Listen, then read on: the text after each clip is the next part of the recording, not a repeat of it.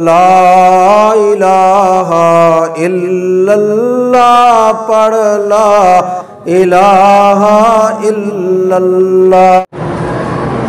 جانوروں کا پسینہ جو ہے، جانور کا پسینہ جو ہے وہ حرام نہیں ہوتا۔ یعنی اگر آدمی مثلاً گھوڑے پہ سواری کر رہا ہے، بغل پہ، خچر پہ، اس کا لازمی بات ہے پسینہ تو کپڑے کو یا بدن کو لگتا ہے، وہ حرام نہیں۔ اس کی وجہ یہ ہے کہ علماء نے لکھا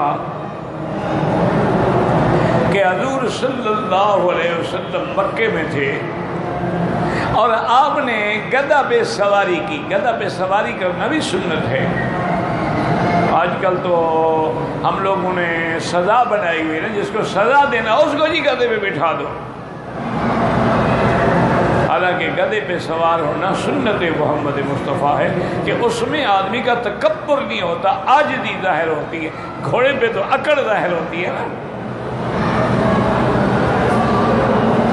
تو اب دیکھیں کہ علماء اس طرح مسئلے نکالتے ہیں، مسئلہ حدیث سے لے رہے ہیں کہ حضور پاک نے سواری کی، تو اب علماء نے مسئلہ نکالا کہ الحر حر مکہ والسقل سقل النبوۃ فکیف لا یعرق، کہ مکے کی گرمی ہو، نبوت کا بوجھ ہو، یہ ممکن ہے کہ جانور کو پسینہ نہیں آیا ہوگا، لیکن حضور نے کپڑے نہیں دھوئے۔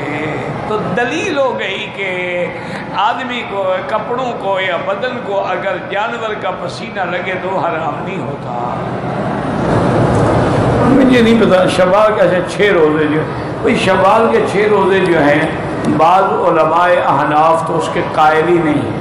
وہ کہتے ہیں کہ اس کو پابندی نہ کرے تاکہ لوگوں کے ذہن میں یہ نہ بن جائے کہ یہ بھی رمضان کا حصہ ہے، تو پھر 30 یا 29 کے بجائے 36 دن کا روزہ ہو جائے گا۔ لیکن بہرحال ائمہ ثلاثہ کے نزدیک سنت ہے، لیکن یہ ضروری نہیں ہے کہ لگاتار روزے رکھے جائیں، اور جمعہ کے دن بھی روزہ نہیں رکھنا چاہیے۔ بہرحال جمعہ کا اکیلا نہ ہو، درمیان میں آ جائے تو کوئی بات نہیں۔ مثلاً آدمی نے خمیس کا رکھا ہوا تھا، جمعہ کا ہفتے کا بھی رکھے گا تو کوئی بات نہیں، لیکن بعض صورت وہ ملا کے رکھے تو مرضی ہے، ایک ایک روزہ کر کے رکھے تو مرضی ہے۔ اچھا، اور سب سے بہتر یہ ہوتا ہے کہ جمعرات اور سوموار کا روزہ سنت ہے، تو 2 روزے اگر وہ رکھ لیں ہفتے میں تو 2 کر کے 6 یہ بھی پورے ہو جائیں گے، سنت بھی عمل تو سنت پر بھی عمل ہو جائے گا، اور اعتراض بھی ختم ہو جائے گا۔ جو لوگ نہیں مانتے ان کا اعتراض بھی ختم ہو جائے گا۔ اچھا، اسی طرح ہر مہینے میں 3 راتیں روزہ رکھنا سنت ہے، 3 دن، لیالی البیض یعنی 13، 14، 15۔ تو اس طرح کر کے 3 روزے وہ رکھ لیں اور جمعرات سوموار کا روزہ رکھ لیں تو 5، 6 اسی طرح بن جاتے ہیں، لیکن پورے مہینے میں ایک ایک روزہ رکھیں وہ بھی جائز ہے۔ میرا بھائی گزارش یہ ہے کہ حضرت مولانا ظفر علی خان نے مدد ذلہ نے باقاعدہ ایک رسالہ لکھا ہے کہ رمضان کے بعد 6 شوال کے روزے نہیں رکھنے چاہیے، چونکہ ان لوگوں نے روزے رمضان کا حصہ بنا دیا۔ گویا وہ یہ سمجھتے ہیں کہ 6 روزے میں رکھے تو گویا رمضان ہی مکمل، تو پھر تو مہینہ 36 کا ہو گیا۔ 36 کا مہینہ تو ہوتا ہی نہیں۔